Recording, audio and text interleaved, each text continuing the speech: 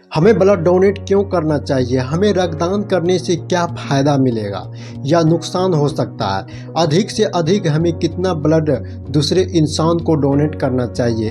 1 unit blood में कितने ग्राम आता है? रक्तदान करने के बाद कितने दिनों के बाद हमारे शरीर में ब्लड पुनः प्राप्त हो जाता है? नमस्कार दोस्तों, साल 1667 नवंबर में इंग्लैंड के रिचर्ड ने एक भेड़ के बच्चे के ब्लड को इंसान में ट्रांसफ़र किया था। इससे पहले डॉग्स यानी कुत्ते के साथ भी एक्सपेरिमेंट कर चुके थे, जो कि इधर फ्रांस में जेन बेप्टिस्ट दानिश भी इस तरह के एक्सपेरिमेंट कर रहे थे।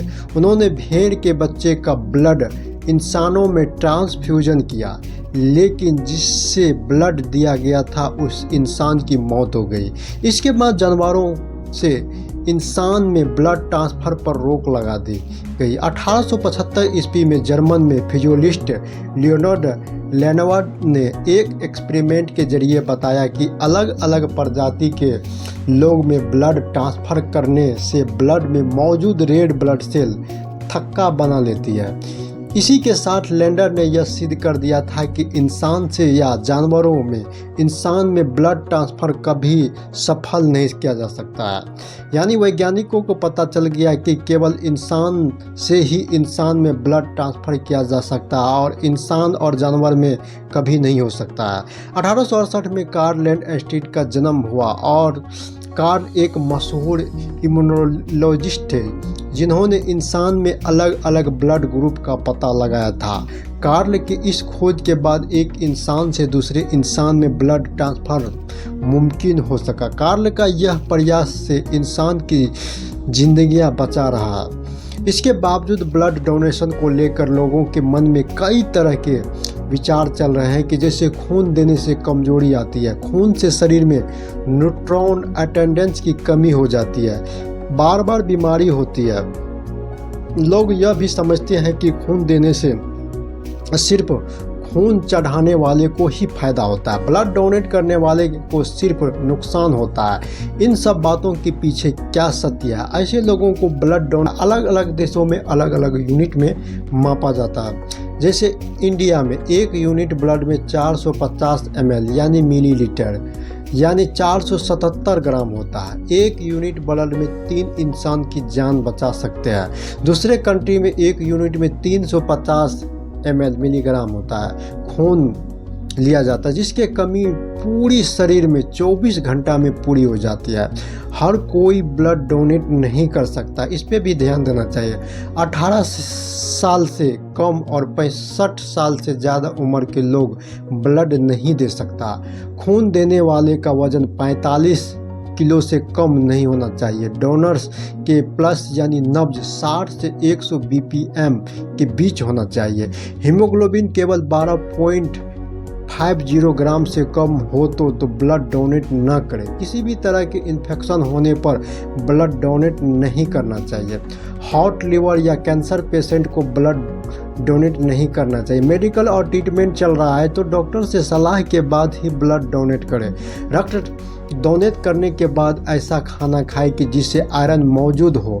मटर, दाल, बीज, टोफू, हरी सब्जी जैसे पालक, किशमिश डाइट में शामिल करें। इससे ब्लड हीमोग्लोबिन बढ़ेगा। क्या यह पॉजिटिव है कि नेगेटिव को ब्लड दे सकता है? इसको हम समझते हैं। पहले हम ब्लड में प्लाज्मा 60% होता है जो लिक्विड है और RBC 40% होता है जो रोधानु होता है, जिसे हम कण कहते हैं। कण की तरह वह तैरते रहता है। ब्लड किसको हम क्या दे सकते हैं? जैसे किसी का A पॉजिटिव है तो वो A पॉजिटिव वाले जो है A पॉजिटिव या AB पॉजिटिव वाले को दे सकते हैं। किसी का A निगेटिव है तो A पॉजिटिव या AB positive, A negative, AB negative वाले को दे सकता है। B पॉजिटिव जिस ब्लड का है तो B पॉजिटिव वाले को दे सकता है, AB पॉजिटिव वाले को दे सकता है। जिसका B निगेटिव है तो B निगेटिव को दे सकता है और B पॉजिटिव को दे सकता है, AB निगेटिव को दे सकता है, AB पॉजिटिव को दे सकता है। जिसका O पॉजिटिव है तो A पॉजिटिव को भी दे सकता है, B पॉजिटिव को दे सकता है और AB पॉजिटिव को दे सकता है, O ओ को भी पॉजिटिव को दे सकता है, यानी कि सभी को दे सकता है। जिसका ओ निगेटिव है तो उसको जो ए पॉजिटिव को दे सकता है, ए निगेटिव को दे सकता है, बी पॉजिटिव को दे सकता है और बी निगेटिव को दे सकता है, और ओ पॉजिटिव को भी दे सकता है, ओ निगेटिव को दे सकता है, और ए बी निगेटिव को दे सकता है, ए बी पॉजिटिव को दे सकता है।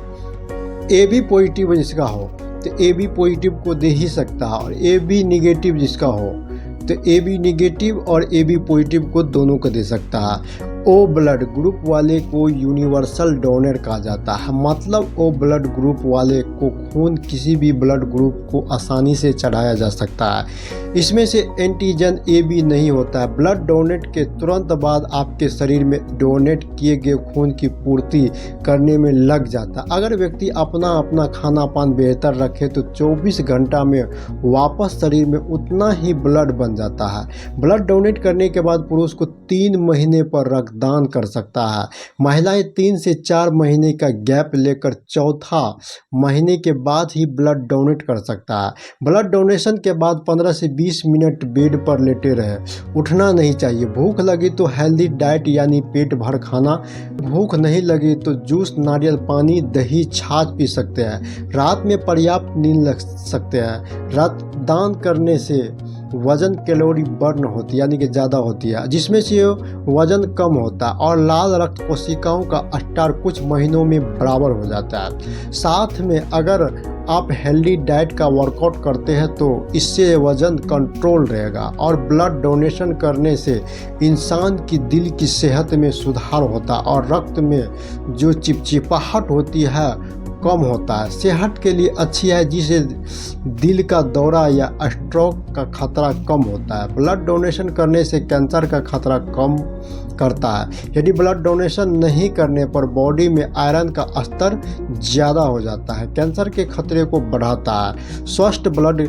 लेवल बनता रहता है, जिससे कैंसर का खतरा कम होता है। रक्तदान से तनाव कम होता है और सही मायने में सेहत में सुधार होता है। ब्लड डोनेशन से ब्लड प्रेशर कंट्रोल रहता है और वजन कंट्रोल रहता है। ब्लड डोनेशन से टॉक्सिन केमिकल बाहर आते हैं और शरीर ब्रेन दोनों अच्छा रहता है। इमोशनल हेल्थ में सुधार आता है। रक्तदान करते समय थोड़ा चक्कर आ सकता है, सुई वाली जगहों पर थोड़ा खून बह सकता है और हाथ में हल्का दर्द या झुंझुनाहट हो सकती है। यह वीडियो कैसे लगा नीचे कमेंट जरूर करना।